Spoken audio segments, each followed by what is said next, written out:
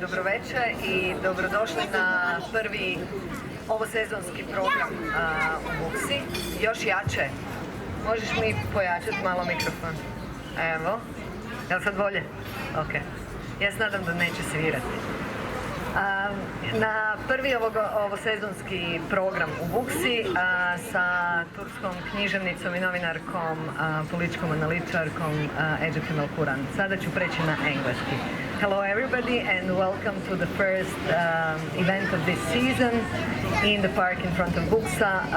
My guest and my dear friend is Ece Temelkuran, Turkish writer, journalist and political analyst who lives in Croatia for the past 4 or 5 years and who has written the yellow book together. I mention yellow because yellow is the color of sun, and the book is supposed to be to bring some sunshine into this gloomy current pandemic times. So I will start. Thank you for coming and talking to me. But I would start actually with the present, the way I announced you. I mentioned journalism. I mentioned writer and novelist. I mentioned political analyst. But you prefer to be called storyteller. So I would like you to just tell us what is about storytelling that is important for you? I'd like to say hi as well. Is everything good with the sound? Because there's, storytelling, whatever I do, like journalism, political analyst, writing, and all the novels I've written, poetry and everything. I think they're all stories, and I always thought that it's all poetry at the core of it, and if you dilute poetry enough, it becomes novels, and then you delete a little bit more, it becomes journalism. And storytelling, many people might think that storytelling is something about fiction, therefore it is a lie, therefore it is a professional lying business. But then I do think that in order to tell the truth, you have to be a storyteller. And I also kind of, associate myself with the old storytellers who are going from country to country, who are recording the happenings and so on. Somebody told something about me years ago. Guys, thank you, you are great. Just sit like that, you're amazing. Somebody told about me something years ago, which I loved. She said that I have 10,000 eyes. So I think this is what I refer to when I say I'm a storyteller, because I just have eyes, and sometimes I do think that I exist as an eye and nothing else.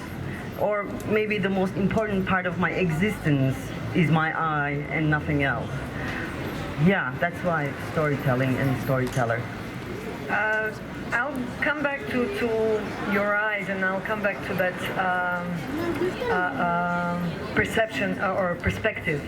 But this book is about choices, but it's actually about the words. And as a storyteller, for you, the words are probably the most important thing. How you express yourself, how you say what you want to say, how you transmit not only the information but also the sensibility or the emotion or concept. And these words that you are dealing with in the book are very old-fashioned. So they're not hip. Yeah, they're not hip. They're very old-fashioned, and they are very how to put it, rendered inoperative in a way. And when I say rendered inoperative, I don't mean that in everyday life. I mean in everyday politics. Yeah. And notions such as friendship, or notion as faith, or notion as Dignity is something that has some traction since the Arab revolutions. That's the word that popped up with Tahrir Square. But these are the words that are really not common in the political sphere, which is considered to be a serious business. Yeah. So now you explain those words. You kind of shoveled them down our necks in this book, and you kind of said, okay, now you think about this. But I'm wondering if this system that we live in, social and economic system, which co-opts everything, are you afraid these words will be once again devalued, just they were devalued before they started popping up, like in Tahrir or in your book? I mean, like, this is, as you said, like, this is a system which co-opts everything, which utilizes everything. I don't know how many advertisements I've seen about with Che Guevara, for instance. I'm like, the most impossible to utilize things are utilized in the system. So obviously these words will be as well maybe tool for some sort of advertisement in a consumer society. But before that, I think these words have been monopolized, in especially faith, love, friendship, kindness, care. These words have been monopolized by religious realm for quite a long time, actually. And what I try to do, and you're right, these are very old words, and so old that we feel like we're saying something extremely naive when we're talking about human love or faith in humankind and even dignity. But if we can rescue these words from the realm of religion, from the monopoly of religion, and if we can put them back in the political sphere, I think it would bring a fresh air. And it's not only, this book is not only my proposition to 21st century, but it is also, as a storyteller, this is something I have been witnessing. As you said, in Tahrir, dignity, the word dignity came out. Not only in Tahrir, but in Greece, in Spain, you know, the shared demand of those masses. And since Seattle, I would say, had been dignity. And that is very central. And I think we need, in this world where everything is utilized and co-opted, I think we need irrefutable words such as love, you know, dignity and faith in humankind, secular faith in humankind. I'm trying to, this is what I try to do actually. I try to rescue the words and give them back to people. And also, we are living in this era, you know, I don't know much about this country. I almost know nada about politics of this country. But in many countries, we you know, the entire world actually is going through this extreme polarization. So, and in this polarized communication sphere, in this polarized political sphere, I think we need words that would gather more people around in order to build a better, you know, world, better, you know, politics, better ethics, better morality. So well, I did something kind of dangerous because, you know, nobody likes people talking about love within the realm of politics, because you are mostly, you know, met with a smirk, like, love, dignity, faith in humankind. But I do think that, like, especially the people who call them progressives, they should be paying attention why they do this. They should be thinking about why they feel obliged to make fun of this or mock this or to be sarcastic about it. I think our ears, even though we call ourselves progressives, even though we are the ones who have to preach human love and dignity and faith in humankind, our ears have been contaminated by the neoliberal understanding of human life and politics. Now that you mention sarcasm, I would say that we live in, I would say that we operate in a very cynical world, and that I don't know if you would agree with me that there are two types of cynicism. The one that comes from the dispowered, so the one that comes from the weakness of not being able, not having an agency to do something. So you resort to cynicism and you make fun or mock, and then you are tired of outrage, and then you mock a bit more. But there is another, and that is a very dangerous, and I think that you were referring to this type of cynicism when you say on the left. But there is another type of cynicism that I find very sinister, which is the political cynicism, the cynicism of political elites. So the first thing that comes to my mind is the late Zagreb mayor who, right after the earthquake, found it somehow appropriate to say that the buildings were damaged because people were not investing in them and taking care of them. So this type of cynicism, that's what I mean. No. And or the cynicism of Boris Johnson, who denies corona or COVID until he ends up with COVID, because people can be spared. Like, people can be disposed of, let's put it like that.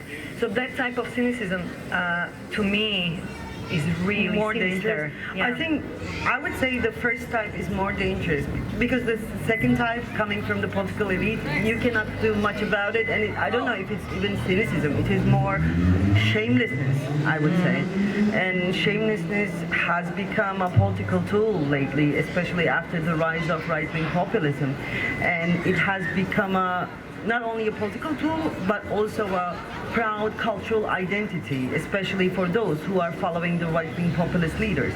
But cynicism on the side of the defeated is more interesting to me, because and it's connected to faith in humankind and in yourself as well. Because cynicism that comes from being defeated and that comes from the urge to push away the grief of being defeated is more important, because it comes from the fact that you are actually not believing in yourself that you can change anything. That is why you're becoming cynical and sarcastic, and all that power of humor that is supposed to be directed at the power somehow kicks back, fires back, and gets back to your comrades or your friends or the other progressives. So that cynicism is more important to me in terms of changing the world, let's put it that way, because those are the people who do not believe in themselves will change the world if they could believe in themselves. And this is not, I'm saying this not because I am convinced that they can change the world, but because I want to believe. And I am choosing to believe that they can change the world.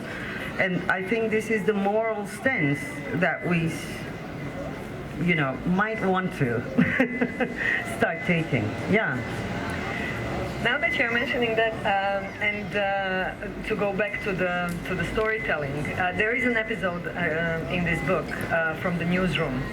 At the beginning of the 90s, when the business reporters became the hotshots, and they were the people who understood things that common people didn't understand.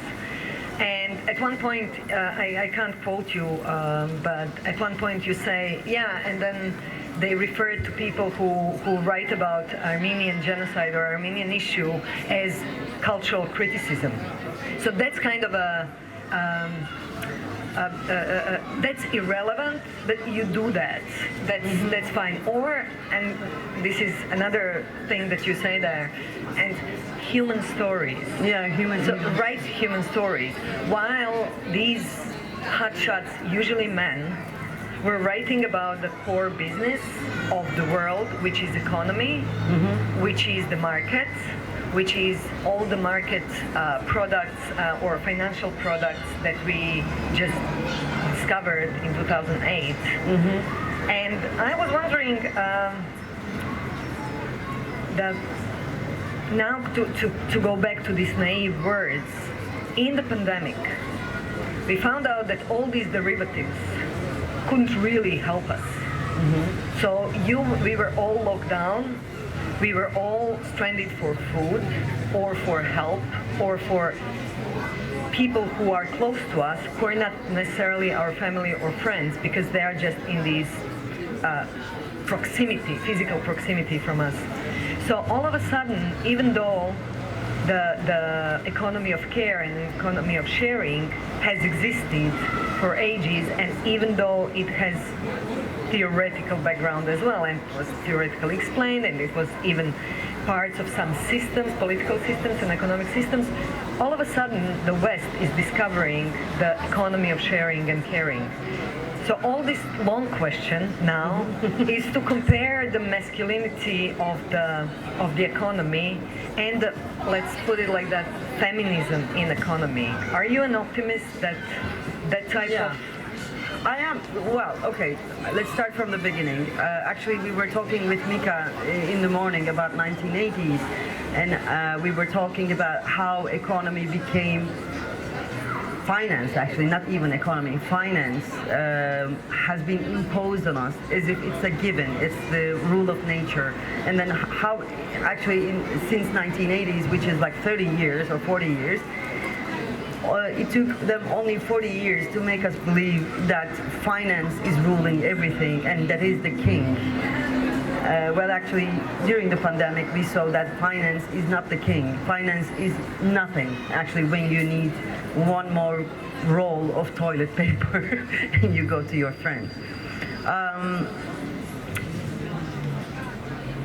I do think that it was this adolescent, radical male perspective on life in 1980s that devoured, so to speak, the entire life. And it became so dominant that to think or to talk against it was making you the fool of the village fool. It's so interesting, all these socialist economists and so on, they weren't even listened to. They weren't even given space to talk about. It was almost sinful.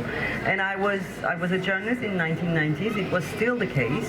And I remember in those newsrooms how those finance journalists have become the people and we were all the commoners, mortals and so on. So now it's changing because, as you said, the West is rediscovering mutual aid economy, and they're asking the question if economies could be built on mutual aid. The other day, I told you actually in the morning, the other day I had a talk with Ed Miliband, the leader of the Labour Party, and he wrote a book as well about how to fix the world. And the title of the book is Go Big. And he was actually talking about this mutual aid. Nowadays, many people are writing books, especially in the West, from United States, especially in United States and United Kingdom. They're writing books to ask the same question. How can we institutionalize this mutual aid that we have seen during the pandemic so it sustains and becomes the norm? Crises are those times when everything crystallizes. The evil crystallizes as well. As you said, Boris Johnson said something, for instance, incredible. He said, I don't care about, he didn't say it out loud, but he said it in a closed meeting, I don't care about the dying people unless the body is piled up. And we saw several leaders from India, from Turkey, in the United States as well, for Trump, who had the same perspective on people. I think what West discovered during pandemic is what we have known quite a long time, which was the superfluousness of human beings for the system. They saw that not everybody is necessary for the system. If you're not producing economic value, if you're not one of the finance guys, if you're not one of the kings of this world, you are not really necessary. And in that sense, I think we went through a time which refuted the human rights in the most dramatic sense possible. that is why, some people are holding on to this social Darwinistic understanding of the world. That is what they do during crisis. That's why I say the evil crystallizes as well during the times of crisis. But also people like us, we started thinking for the first time in quite a long time, openly and vocally, about how to build this new economy. This is the first time in history since 1980s, people are openly, without being ashamed, talking about socialism as an option. And also, this is not only because we're seeing this whole system crumbling and we need another option to talk about at least, but also the system itself is accepting its collapse. In Davos, which is the zenith of this neoliberal world, people like the kings of the system are talking about what they can do in order to transform capitalism. Financial Times, which is the stronghold of capitalistic ideas, they made a big page right before the pandemic, actually, saying that we have to rethink capitalism. These are big moves for them, by the way. So this is the first time actually we are starting to discuss. Well, it is too late, maybe, for the planet itself, but we are, making a progress, not easily though. And for the first time, this word socialism is becoming a sexy word. Many young people in the United States they truly believe that it's a new invention because their memory was so erased. They don't know about the history of socialism or socialist ideas, which is interesting. One word in that context rings a bell, and you discussed that, and that's the word enough. So we have a moment of degrowth and kind of the whole economical thought behind it, but you are talking about enough. So, I mean, can you just say why are you not on the side of degrowth, for example? I wrote a chapter on economy to tell that I don't understand economy, like literally like that. And actually, I was trying to say that we have to learn economy because we were the progressives. Were squeezed in this cultural criticism industry, so to speak, especially in media, and we weren't we weren't very, willing to talk about economy. So we have to learn about economy. That is the bottom line of that chapter. And the idea of enough comes from my very limited knowledge of Yugoslavia. Because, it was a good experiment. It failed, obviously, or it didn't work out. But the idea of self-management and the idea of planned economy, regulated economy, these are the things that everybody's talking about, from Piketty to Noam Chomsky to Yanis Varoufakis and so on. Everybody wants that, but then this neoliberal giants have become so big that nobody can regulate them. Even Facebook, every government on the world is talking about regulating Facebook, and that is the main source of communication for millions and millions of people. But no democracy on this planet is strong enough to regulate Facebook. So this is where we ended up.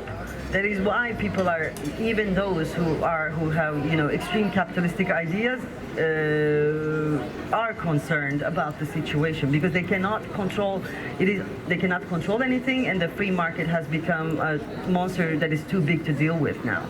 Yeah, and that is why I mentioned this word enough. I do not think degrowth or making everything smaller production or smaller consumption would be the solution to this world, and I think regulated economy would be the solution, and that I talked about it through the concept of enough, because we are capable of calculating enough as countries, as people, as communities. So we have to use that ability. Yeah, this is what I can say with my very, very limited economy. Yeah, but you were writing this book And you were there. Yeah. But you were writing this book for some time, and at one moment, and you mentioned that, we had a lunch, and the reason why I remember that is because it was the day when the Green Left won the 8 seats in the parliament, in the Croatian parliament. And you actually, we discussed, there were 5, 6 of us, and we discussed the grassroots movements or the local movements or progressive movements, political movements, and we were discussing center and periphery. And I was the one who argued that it will come from the periphery, but it has to conquer the center. And at one point you just said maybe the center won't exist, and maybe the center is irrelevant. We're talking now at the moment when the same Green Left Možemo party won Zagreb as the capital of Croatia. And I was wondering, do you think that conversation would be different now than 3 years ago? Yeah. In what way? Well, I would say, now it's the boring part to start with. Because, when progressive parties or progressive, people, politicians win, there's too much expectation from people because those expectations have been suppressed for too long. And then, as you also know very well, governing is an extremely boring thing. It's not a very exciting. It's not as exciting as protesting, for instance. Yeah. The other day I read a long piece about do protests work? That was the title. And it was saying something like the bottom line was, no, the protests do not work, but long-term sustainable organizations, progressive organizations work. This is my understanding of new politics as well. It's not only in Zagreb, but also Istanbul. Sorry, Istanbul. London, New York, I would say even. These cities, these big cosmopolitan cities have become political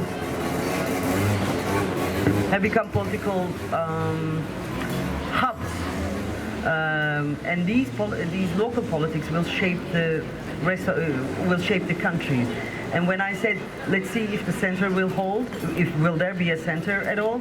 Yes, there might not be a center because the new analysts, people who are talking about politics and so on, they're all, focusing on this locality, and they're talking about fall of the nations and so on.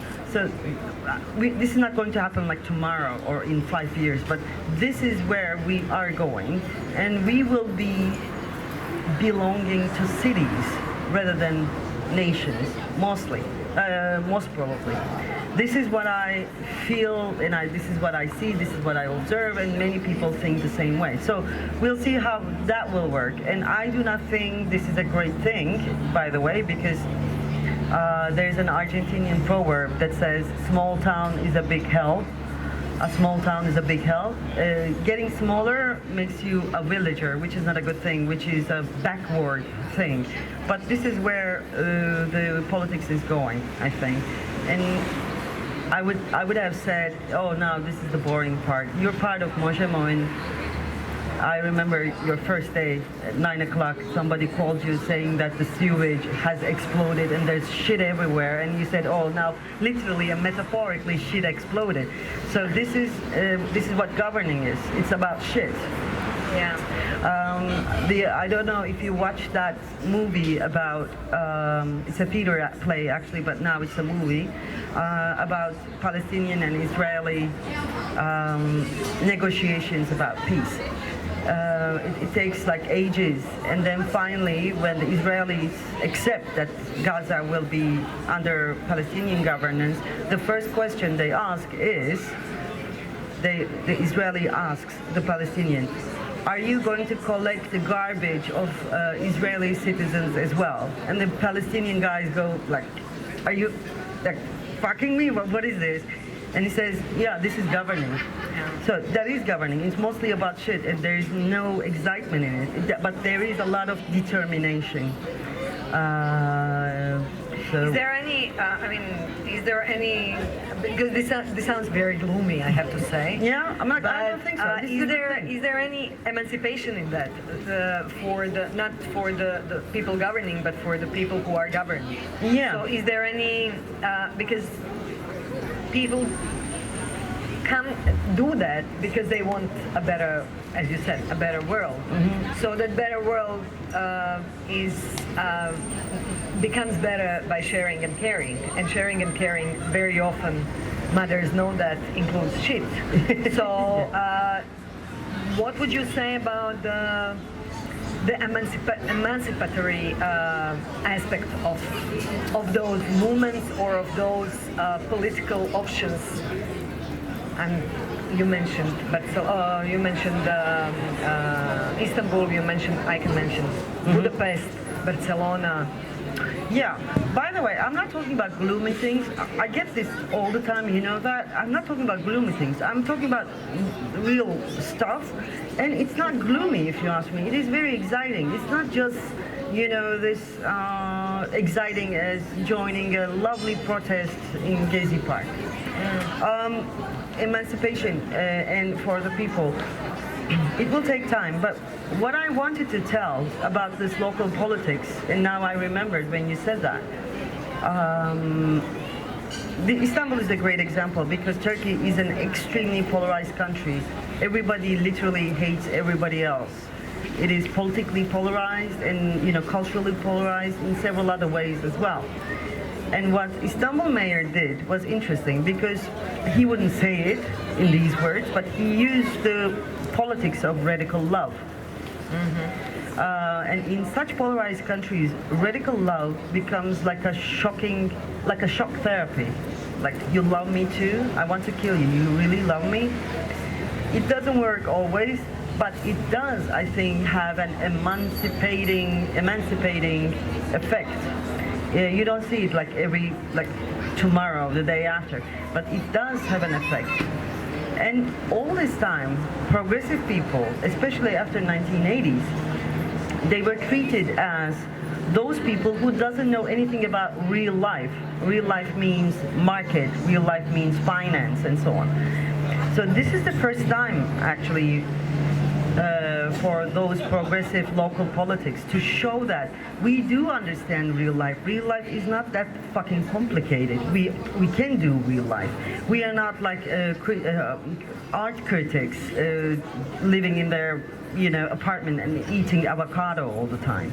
So this is the first time, I think, we have the chance to erase that perception, imposed perception of progressives in the eyes of the ordinary people who doesn't really understand and who doesn't really want to understand politics. Don't you think? I mean, like, yeah. I think that there is so much expertise and knowledge on this side you're talking about that, and so many solutions. However, I think what people are dealing with usually or commonly is the distrust on the other side, because and you are talking about that as well. Distrust on the other side, saying, yeah, but this is like, are you into a revenge? Aren't you into vengeance? Aren't you going to, you know, now start from the zero? And I think that's the common trait of political discourse, which is not practically implemented, but every government starts from the zero. Every government is like, yeah, now the heaven will start. And of course, business as usual continues. With these options, I don't see promising of any zero. I just see, you know, correcting and bringing to the front the things that already exist and are good solutions, or bringing the already existing knowledge and not inventing or promising of inventing new things. So in that respect, I find it more realistic than any other political discourse. No, they have this, you know, especially since Margaret Thatcher and Ronald Reagan, there is this understanding of governing and economy especially.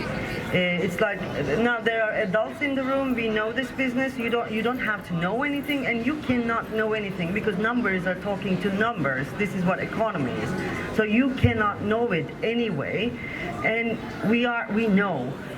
And this is the first time I think progressives have, in local politics, have the chance to show that there is nothing to know there. It's not a rocket science. This is economy and humans are included in it. And politics can run economy actually instead of the opposite direction. So yeah, this is a very good chance for both Turkey and this country probably. And again, I don't know anything about politics about this country, and I have to tell because I don't want to. My plate is full with Turkish politics, so. No, but and I don't know the language. You mentioned several times in this conversation that you don't know much about the politics in Croatia, that you don't speak the language, and I was actually remembering. I remembered my coming to Zagreb 30 years ago in a completely different. Of course, context and situation. I spoke the language, but there was something very similar. Is that I ended up here unintentionally, so it wasn't a plan to end up here. And there was something about Zagreb that I really enjoyed, and that is anonymity, and the fact that you don't have to deal with the city because it doesn't obsess you somehow. Some cities. Istanbul is one of those that you have to deal with the city. You just can't forget that you live in Istanbul. So I was wondering, this anonymity in Zagreb. You're right here, you don't use the language, you don't listen to the news, you're completely isolated of the local political, social, cultural context even. So how does it... how does it... I mean, I was wondering, how does it play into your thinking about politics? Does it play into? Because some things really, some things really kind of seep in. Even if you try to treat this city as a non-place.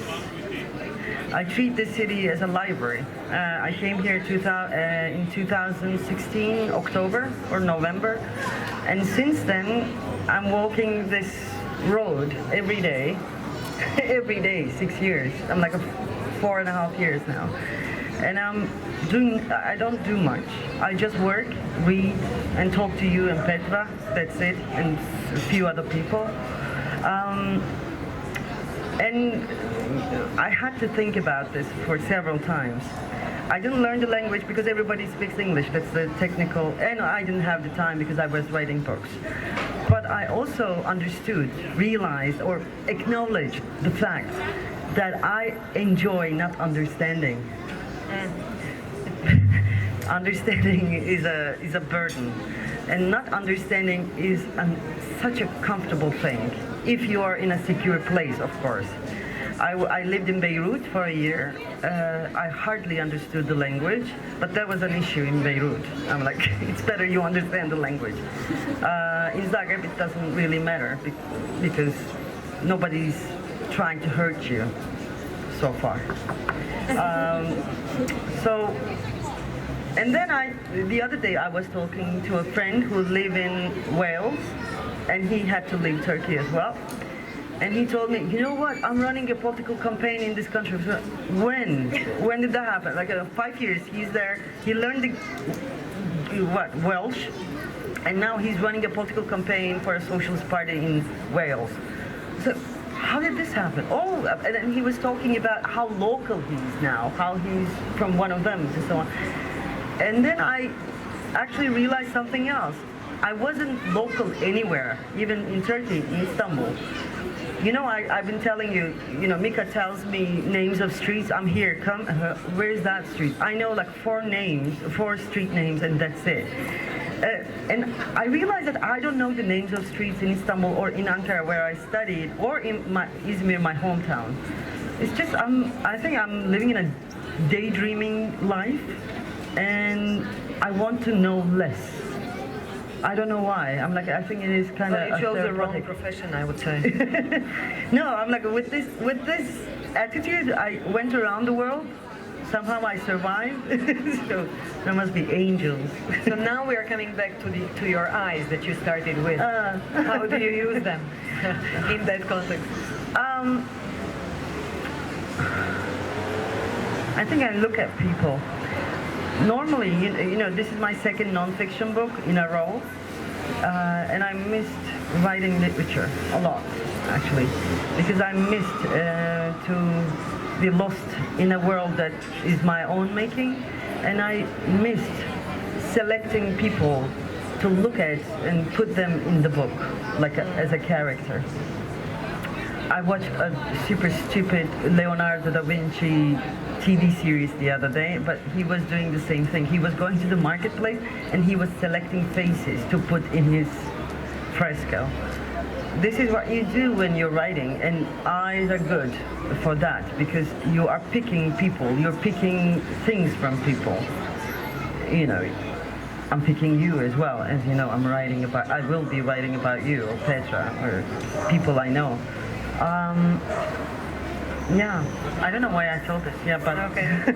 Now let's go back to the hard topic, and this is I think I can't avoid this. After this question, I'll ask you all to, if you want, to ask questions to Ece, hopefully not to me.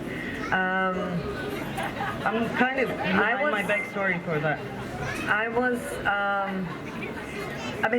2 days ago, Americans left Kabul. Oh yeah.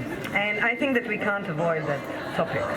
And I've been following that all this time with all the journalists who are being left, all the people, the massacres at the airport, blah, blah, blah. All the mess. After 20 years, after Vietnam experience, after all the protests in the world 20 years ago when they went there. So I was wondering this whole time, how would you translate these choices to an Afghan woman journalist or to a regular Afghan person? First of all, I saw something today which is funny, like absurd, horrible funny kind of. Timothy Garton-Ash, who is a political analyst, who is also an academic in Oxford, put two pictures together, Saigon and Kabul, American embassies, and they have flat ceilings. And he wrote, maybe from now on you don't do flat ceilings for American embassies because it creates the same picture, like the helicopter is leaving with people. Anyway, I thought it was disgusting. Together is a yellow book. It is so yellow that there are people who think that it's a self-help book. Thank you for not asking that question because maybe somebody from the audience. Yeah. And it makes me look naive, and I took that risk. So it's good that now we're talking about the concepts that I talked about together in the context of Afghanistan. Obviously, the obvious word I would choose from together would be dignity, because every human has to have dignity, da da da da da.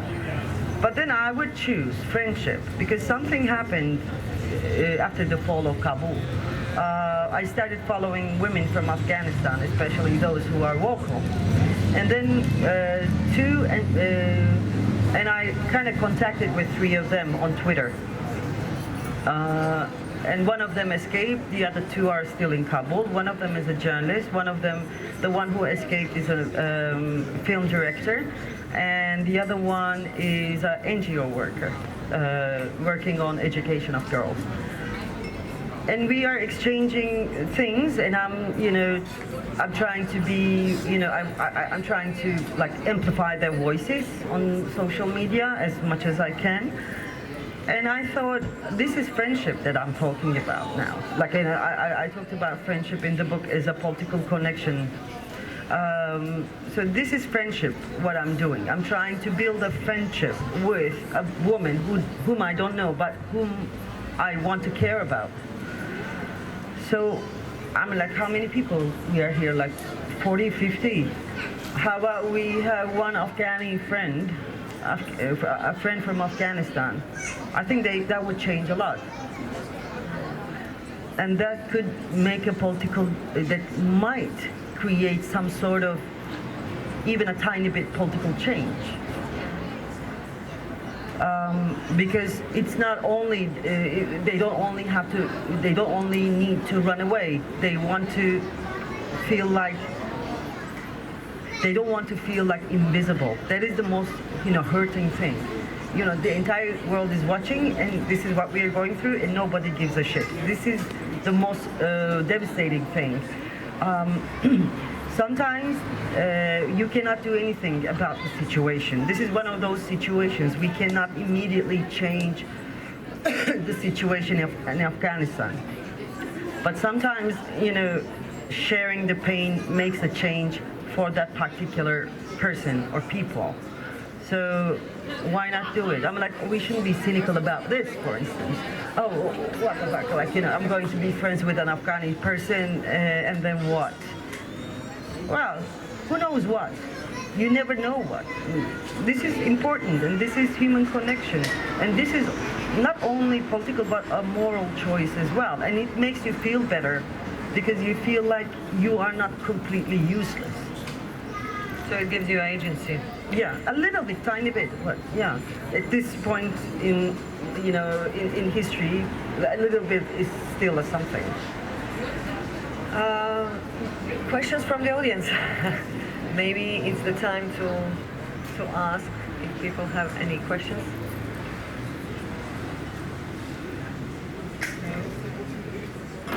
The one who asks the first question is called doctor in Turkey because they cure the silence. I think everything was clear. Was everything clear?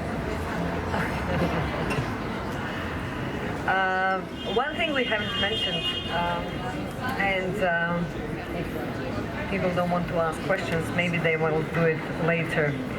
This is what the writer's book look like. Ah, yeah, you have my book. Yeah. So, what is it? So what is it? This is funny. Writing a book is completely different than talking about it. So these are the notes I took for myself to talk about during the interviews, because you have to formulate the book in like few sentences, and these were some formulations about what I have to talk about in the interviews. And the other day I found something which I'm super proud of, and that's why I'm going to tell you. I think this book is Ingrid Bergman in Casablanca, because she wants to remind Rick what he's capable of and take him out from his bitter, dark bunker, so to speak. Yeah, nice one, right? Yeah. Well, I think that I won't ask any more questions after Thank this. you. This is a nice image, even though the film doesn't really end on that optimistic note. But for the friendship and for a better world. Thank you very much. Thank you, Mika. I love you. I love And her. thank you. Thank you for coming. You've been amazing. Thank you.